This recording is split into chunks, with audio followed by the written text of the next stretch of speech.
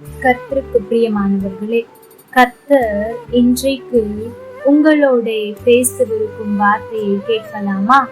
ஏசாயா 52 அதிகாரம் 2 தூசியை உதறிவிட்டு எழுந்திரு, எருசலேமே வீட்டிரு, சிறுமைப்பட்டு போன சீயோன் குமாரத்தியே, உன் கழுத்தில் உள்ள கட்டுகளை அவிழ்த்து விடு.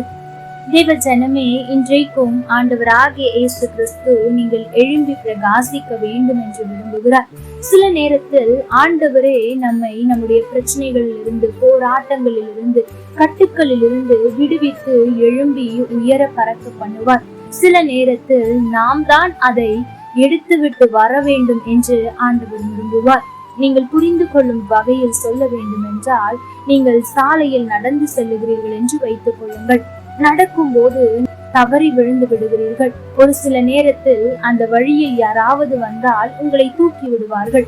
ஒருவேளை யாரும் இல்லை என்றால் நீங்களே எழும்புவீர்களை தவிர, யாராவது வரும் வரை நான் உட்கார்ந்திருப்பேன், அவர்கள் வந்து என்னை தூக்கி விடட்டும் என்று ஒருபோதும் அமர்ந்திருக்க மாட்டீர்கள் அல்லவா?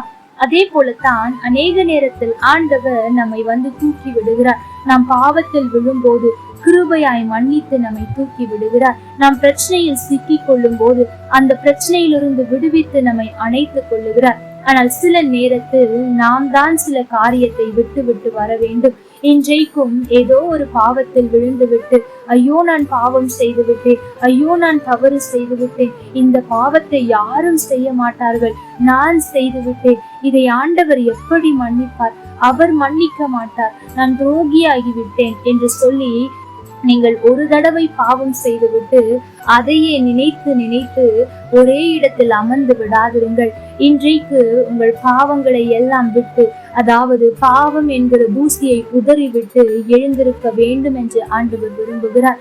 தேவ ஜனமே, உங்களுடைய பாவங்கள் எப்பேற்பட்டதா இருந்தாலும், நீங்கள் துரோகமே ஆண்டவருக்கு செய்திருந்தாலும், ஆண்டவரை என்னை மன்னியும், இனி இப்படி செய்யாதபடிக்கு எனக்கு உதவி செய்யும் என்று நீங்கள் செபிக்கும் போது நிச்சயமாய் அவர் உங்கள் பாவத்தை மன்னித்து உங்களை மீட்டுக் கொள்ள அவர் போதுமானவராய் இருக்கிறார். இன்றைக்கு அந்த தேவன் உங்களிடத்தில் எதிர்பார்க்கிற காரியம் என்ன தெரியுமா?